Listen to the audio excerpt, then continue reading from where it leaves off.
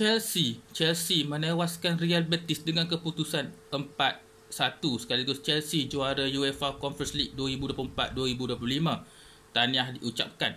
Real Betis di separuh masa pertama mereka bermain okey, tetapi di separuh masa kedua mereka drop performance. Chelsea melakukan kebangkitan di separuh masa kedua. Okey, Chelsea mereka menggunakan transisi laju dan juga permainan secara pantas untuk mendapatkan gol. Di separuh masa kedua mereka melakukannya, manakala Real Betis mereka berdepan dengan aspek struggle di final third lawan, dan beberapa kali pun mereka dikawal ketat oleh pemain lawan di final third, terutama di separuh masa kedua.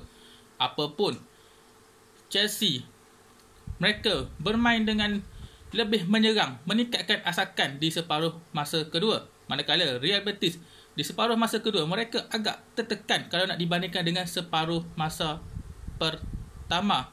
Okey, apapun, tahniah juga Real Betis naik juara UEFA Conference League 2024-2025, dan tahniah kepada Chelsea juara UEFA Conference League 2024-2025 yang merupakan kejuaraan pertama mereka dalam kejohanan. Apapun, tahniah Chelsea. Itu je lah. Apapun okey.